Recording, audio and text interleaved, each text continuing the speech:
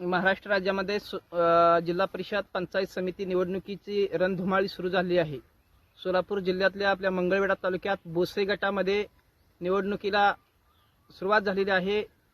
हा दुष्काळ भाग आहे। दुष्काळ भागात कोण लक्ष देत नाही, शेतकऱ्यांना पाणी नाही, त्यांच्या प्रश्नाकडे दुर्लक्ष केलं जातं आहे आणि निवडणुकीच्या तोंडावर मतं मागण्यासाठी पुढारी नेते घरोघरी येतात, विकास कामाची आश्वासनं देतात, भूलथापा मारतात आणि लोकांकडे न बघता, त्यांचं काम न बघता मतदान झालं की घरी जाऊन बसतात। असं नगर हे आपलं आमदारकीला झालेलं आहे।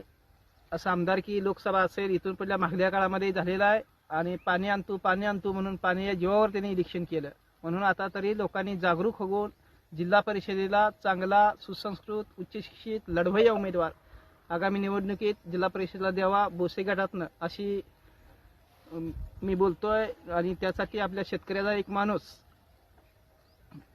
पीक पाणी, पीक विमा असे अनेक प्रश्न या आहेत। कायमस्वरूपी या गटाला वगळलं, बोसे गटाला वगळलं जातंय। बोसे गटातनं पीक विमासाठी श्रीशैल्य हाताळे साहेब वारंवार पाठपुरावा करून त्यांनी पीक विमा मंजूर करून आणलेला आहे। कृषी खात्याला देखील त्यांनी टाळं ठोकलं होतं आणि शेतकऱ्यांसाठी, शेतकऱ्याच्या प्रश्नासाठी, पाण्यासाठी, कोणत्याही समस्येसाठी त्यांनी आपला उमेदवारी अर्ज जिल्हा परिषदेला दाखल केलेला आहे आणि ते खंबीर माणूस आहे।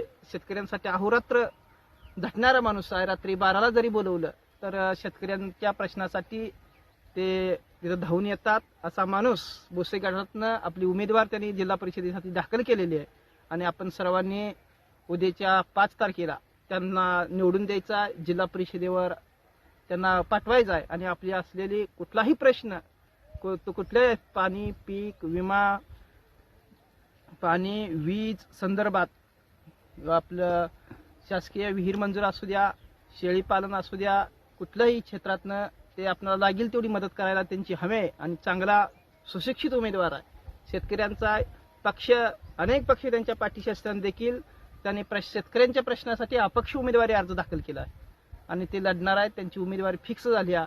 मग त्यांचा धाक धरून समोरच्या पार्टीकडे, भारतीय जनता पार्टीकडे उमेदवार देखील या बोसे गटामध्ये नाहीये। चांगला मोठा माणूस, पैसावान असलेला, पैसा घेऊन तो माणूस बोसे गटात उतरलेला आहे। भारतीय जनताकडे, पक्षाकडे, आमदाराकडे सुद्धा उमेदवार नाही। बोसे गटात एवढी माणसं असताना देखील, तालुक्याचा आमदार असताना देखील बाहेरला उमेदवार आणून या गटात उभा केला आहे।